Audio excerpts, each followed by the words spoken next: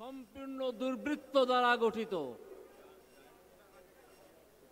আমি যখন বিভিন্ন মামলা শুনছিলাম বিচারপতি হিসেবে, তখন আমার চোখে ধরা পড়েছিল সে কি ভয়ানক দুর্নীতি, যা আপনারা ধরে না দিলে, পরিষ্কার বুঝিয়ে না দিলে বুঝতেও পারেন।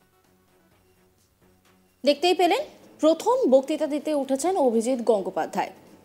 মঞ্চে উঠেছেন তিনি প্রথমবার। প্রধানমন্ত্রী নরেন্দ্র মোদীর সভা, আর সেই সভায় বক্তব্য রাখতে উঠেছেন অভিজিৎ গঙ্গোপাধ্যায়। প্রধানমন্ত্রীর সভাতে জীবনের প্রথম রাজনৈতিক বক্তব্য, সেখানেই বিপত্তি। সম্প্রতি বিজেপিতে যোগ দিয়েছেন তিনি। শনিবার পদ্ম শিবিরের বিশাল জনসভা, আর সেই জনসভায় সকাল সকাল যোগ দেন প্রাক্তন বিচারপতি অভিজিৎ গাঙ্গুলি। বক্তব্য রাখতে উঠেই সকলে জয়ধ্বনি দিয়ে ওঠেন। স্বাভাবিকভাবেই অনেকেই মুখিয়েছিলেন ঠিক কি বলবেন অভিজিৎ গঙ্গোপাধ্যায়, আর তিনি যেই বলতে শুরু করলেন খসে পড়ল পদ্ম। এরপরই তড়িঘড়ি বিজেপি নেতারা তার সামাল দেন। এই ঘটনায় নানা প্রশ্ন উঠতে শুরু করেছে রাজনৈতিক মহলে। রাজনীতিতে যোগ দেওয়ার পরে প্রথমবার রাজনৈতিক মঞ্চে ভাষণ দিতে হবে তৃণমূলকে তুলোধনা করলেন প্রাক্তন বিচারপতি অভিজিৎ গঙ্গোপাধ্যায়। বাংলা থেকে তৃণমূল সরকারকে উৎখাতের ডাক দিলেন তিনি। শিলিগুড়ির কাওয়াখালী ময়দানে প্রধানমন্ত্রী নরেন্দ্র মোদীর সভা, ভাষণ দিলেন সেখানে। ক্ষমতায় আসেন একটি দল, তার নাম আমি মুখেও আনতে চাই না বললেন তিনি, কারণ এই দলটি সম্পূর্ণ দুর্বৃত্ত দ্বারা গঠিত। এই কথা বলার সঙ্গে সঙ্গে ডাইসের সামনে থাকা বিজেপির সিম্বল পদ্ম ফুল হঠাৎই খসে পড়ে যায়, আর তাতেই ঘটে বিপত্তি। তবে অভিজিৎ গঙ্গোপাধ্যায় না থেমে নিজের বক্তব্য চালিয়ে যান। একজন এগিয়ে গিয়ে দলীয় প্রতীক লাগানো কাটআউটটি সোজা করেন, কিন্তু তাতেও যেন কোনোভাবে গোটা বিষয়টি আয়ত্তে আনা যাচ্ছিল না।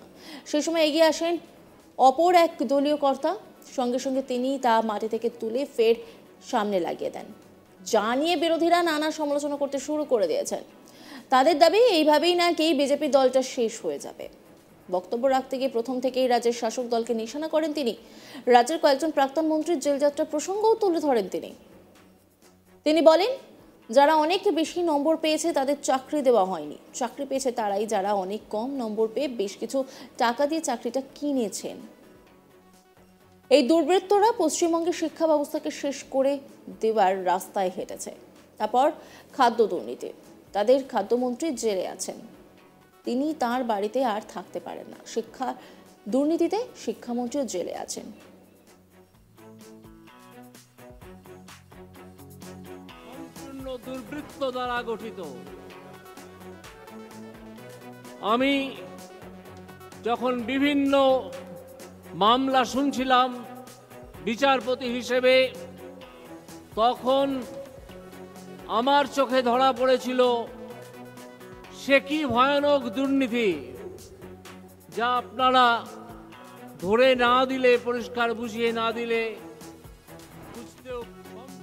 কি বলছেন অভিজিৎ গঙ্গোপাধ্যায় শোনাবো আপনাদের।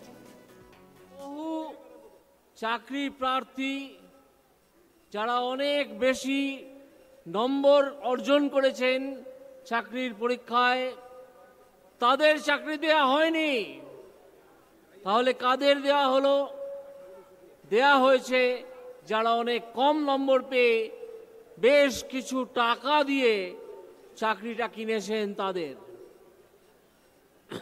ফলে এই যে দুর্বৃত্তরা, তারা নিজেদের পকেটে টাকা ঢুকিয়েছে, নিজেদের দৌরাত্ম্যে পশ্চিমবঙ্গের শিক্ষা ব্যবস্থাকে শেষ করে দেওয়ার রাস্তায় হেঁটেছে এবং হাঁটছে।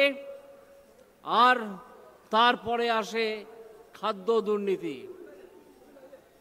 আমাদের তিনটে প্রধান চাহিদা থাকে, খাদ্য, বস্ত্র এবং বাসস্থান, তা আপনারা জানেন। খাদ্য দুর্নীতিতে তাদের মন্ত্রী, খাদ্যমন্ত্রী জেলে আছেন, তিনি তার বাড়িতে আর থাকতে পারেন না। শিক্ষার দুর্নীতিতে শিক্ষামন্ত্রী জেলে আছেন, তিনি তার বাড়িতে নেই। বহু অন্যান্য খবরের আপডেটের জন্য অবশ্যই নজর রাখুন আজ তাক বাংলার ইউটিউব স্ট্রিমিংয়ে।